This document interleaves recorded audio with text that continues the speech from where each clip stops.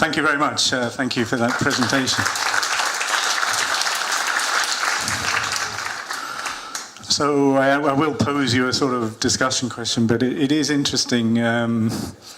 We have had, there are a number of us here are part of the US and Canadian organisation, IACA, where members are Delaware, and they have talked about their distributed ledger initiatives, but they haven't yet shown them to us. Now that brings me into a sort of, you mentioned Sandbox, one or two of you I think mentioned that, and that's a regulatory tool I seem to see. I'm part of the Jersey Financial Regulation, and we're using the word Sandbox. I think a lot of the people here probably won't know what that means, but my sort of hope is that we may be able to spend a few minutes discussing where we think the regulation of these type of technologies is going over the next 12 to 36 months.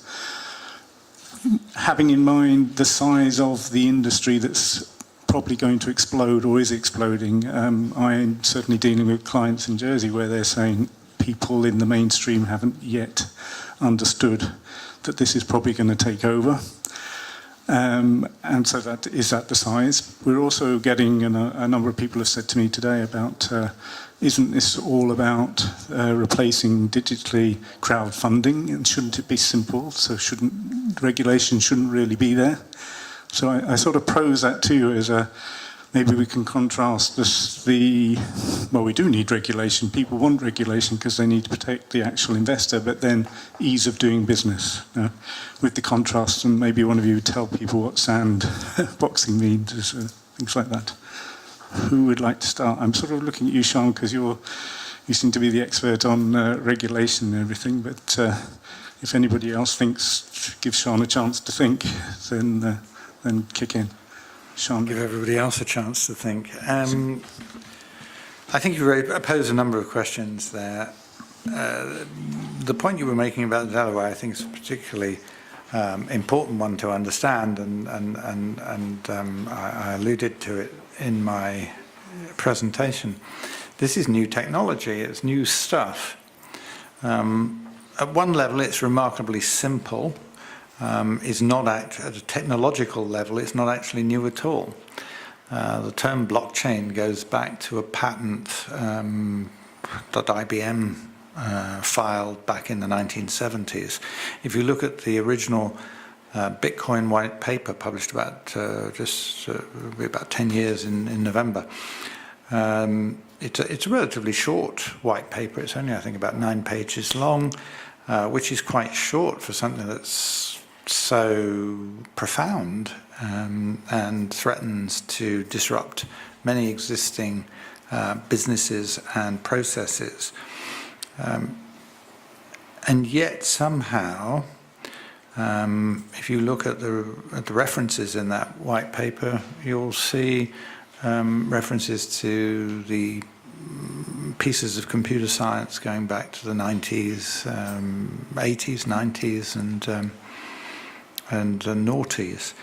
And so the foundations for the technology are actually well established, but the way that they were fashioned together in the way that they have been to achieve this replacement for trusted third parties is the novelty.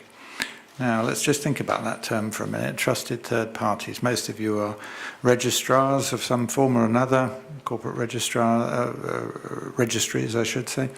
And as such, you are, in many cases, the definitive trusted third party.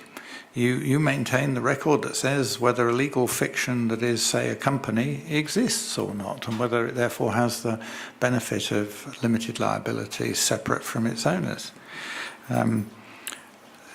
Folks trust you, they trust banks, they trust us as a regulator, they trust all sorts of parties. It's fundamental to the way that we transact with one another. And what DLT does is it replaces the trusted third party with, I guess, computer software that achieves trust between parties that otherwise don't know whether or not they can trust one another. Well, that's an important development, and it's that's the novelty. In fact, if you care to look more into this notion of how technology can provide that trust that is so important in our social and commercial interaction, have a look at a copy. You'll find it online. A copy of The Economist. I think it was from around end of October 2015, and the whole or large part of that edition was given over to distributed ledger technology or blockchain. And the front page, I can still picture it now, says "The Trust Blockchain, the Trust Machine," and it's an interesting series of interesting articles in there. So what Delaware are doing is kind of a bit of a hybrid anyway. It's a hybrid because it's not going to replace the trusted third party that is the corporate registry. What it is going to do is create a new type of security. So we think about this for a minute. Securities are largely pieces of paper. That's what they are. Most jurisdictions, the security is a security because it's physical, it's a piece of paper. And in the 80s and 90s, we moved into a world of dematerializing the paper, but the paper's still there. And we rely on new kinds of registries to maintain the up-to-date record of who owns that piece of paper, or at least the shares that are represented in that piece of paper. And those dematerialized securities are still securities in the traditional sense. What Delaware has done, and I think one or two other jurisdictions, if I'm not mistaken, I think Wyoming has now passed some legislation. I might be wrong about that, but I think they have. And indeed, some jurisdictions, like Gibraltar, that doesn't require security to be in certificated form in the first place, could accommodate the notion of a digital security. In other words, where there never was a piece of paper, there isn't a piece of paper. The definitive record is the one that appears or that is recorded digitally. Now here, the trust isn't so much in the third party, but rather the trust in the record keeping, the ledger. And if you think about it, distributed ledger technology, well, says what it does on the tin. So there we have a technology that keeps ledgers, that keeps records without any trusted third party making those entries. And I think that's the novelty. But it's still technology. And for those of you who may live in or around or affected by who use Visa cards in Europe will have found out very recently in the last few days that there was a period where you couldn't use your Visa card, and that's old technology. That's technology that's been around for years and years and years. So it's quite right that they should take some time to make sure that it's working and that it functions. And I'd say that as a regulator, although we wouldn't be a regulator of that kind of application, but where there's a financial implication, we are. And we look for caution, we look for care and attention, not rushing product out the door that might put customers' money and assets at risk.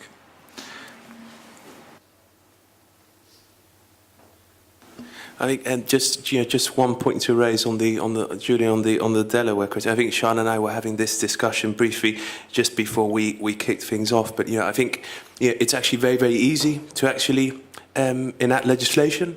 I mean, we see sort of jurisdictions, following sort of different approaches and do things very, very quickly. I think the important thing to realise there is that that legislation could be enacted quickly, but if that thought process hasn't gone into how that legislation seeks to operate, what the pitfalls could be, and almost consider where the risk areas could lie. The reality is that once you have that framework in place, it's actually very, very hard to actually reverse that. It's very, very hard. So I think in response to sort of Delaware, for example, I mean, I've got no doubt that they've obviously done all of their sort of work in that respect. But I think there are many, many clear issues that potentially will need to be considered in the future. I mean, I think even the FCA in its DLT report actually took note of these, which is, for example, smart contracts, for example, which are involved in the technology. What if there is a conflict of laws point as to where that smart contract is strictly speaking executed from? Could there be a legal dispute? What powers, if any, does a court system have over how that transaction has actually worked? So I think it's obviously positive that obviously jurisdictions are obviously taking these bold steps to regulate, but I think we will definitely see a lot of sort of issues ancillary to these frameworks, I think, developing and evolving. I just think that possibly parties like sort of courts, for example, are just not able to keep us up to date with the speed at which technology is evolving and regulatory frameworks as well. Yeah, you asked earlier about where you think regulation is headed in terms of the position globally, and I think we're already starting to see a lot of jurisdictions either moving towards regulation or discussing whether or not regulation is appropriate, or whether or not they want to get involved in and regulate the blockchain industry. So I think certainly we'll see a lot more jurisdictions actually pass legislation surrounding blockchain business. And the issue is going to be, how different each jurisdiction is, how different the regulatory framework in each jurisdiction is. And obviously a lot of these service providers or a lot of these companies nowadays, they're online and they want to offer services globally, right? So obviously the regulation, the regulatory framework that we have in place is not EU-wide, it's not an EU directive, it's not passportable. So what's going to happen going forward, I think, is exactly what happened perhaps in the e-gaming space, which is people will start to provide services everywhere, provided that it's not prohibited in that jurisdiction. And slowly but surely, I think some of these jurisdictions will start to have their own regulatory framework in place and say, well, actually, if you want to provide services into our jurisdiction, you need to also apply for a license here. So I think that's where we are headed over the next year or so, or 2 years. I wonder if I may pick up on that point. As a regulator, of course, I'm not supposed to talk about what other regulators do, so I won't. But for the time being, we're still in the European Union, so I can give you perhaps a little bit of a feel for the direction the EU is going in. So the European Parliament actually became quite interested in the potential for DLT. I suppose it followed a journey similar to ours in that it started as a report of the Economic and Monetary Affairs Committee into virtual currencies. And in fact, the title of the report that was eventually published just says virtual currencies. But probably, I think, 2 of the 3 sections have blockchain mentioned in the titles of those sections. So it's probably as relevant to the broader blockchain DLT topic. And really, it kicked off a debate inside the European institutions. So where that is today now is that you've just had, I think, a week before last, a new resolution or series of resolutions in Parliament on which I think is balanced. Essentially, the discussion is around encouraging the technology. It can be useful in public service. It can be useful. It can produce benefits for the economies of member states, for Europe as a whole, for the prosperity of citizens, and so on and so forth. And there's some fairly large-scale EU-wide projects that are anticipated. But at the same time, there are some financial related challenges, and some of that may need a regulatory response. And I think the voting on that was so strongly in favour of that balanced approach that is the direction you'll start to see. So last year, the Commission, the Directorate, DG FISMA and DG Connect, two relevant, one responsible for financial services, the other directorate responsible for the digital single market, created a joint task force on fintech generally, and within it a work stream around DLT.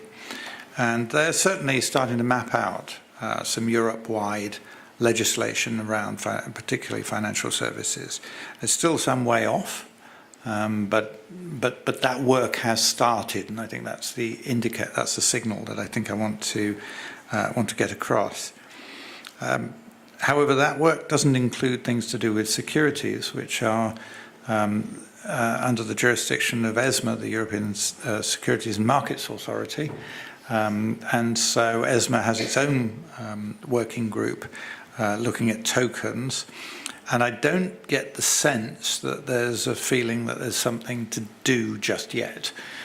So there may be a timing issue between what might be done on tokens generally and what might be done on financial applications. And that isn't always very satisfactory in an EU context. You need these things to be joined up. I think you may have noticed that at the turn of the year, the Commission set up with money allocated from Parliament, an EU observatory and forum, which is really an information gathering thing to feed different parts of the Commission and institutions with knowledge of really what's happening out there. And the aim there is that the Commission and the institutions should be able to be better informed about this so that they can make good calls. And you do see some work being done by some of the supervisory authorities like ESMA and the EBA. So I think what I want to try and communicate is that not only that there's some momentum, but some real work has started. But in an EU context, that takes a long time. You could be, well, just let's look at the amendments to the 4th Anti-Money Laundering Directive. They were kicked off exactly 2 years ago this month by proposals that were put forward by the Commission on a short timeline where they anticipated transposition on a reduced timeline of 6 months. So in other words, it would have been law a year and a half ago. And it isn't yet the triggering point, the publication in the OJ of all the different language versions still hasn't happened. So the trigger point for what is now an 18-month transposition period hasn't yet started. So that will have taken the best part of 4.5, 5 years from kickoff to arrival. So don't expect too much in the virtual currency, DLT, blockchain space in Europe in the next couple of years. If they move fast, we might see something or bits of something in 3 years, that sort of timeline. They may choose to pick off some particular problem areas in a shorter timeline, but getting even what may be 27 member states all aligned on that will take some time. And Parliament has definitely demonstrated that it wants to see a very balanced approach. So there's a picture for you. Okay, thank you very much. Thank you for a very technical, very difficult, I assume, topic. But I think we've now hit our time, so I'd like to ask you all to thank our panelists, Sean, Jonathan, and Anthony. Thank you very much.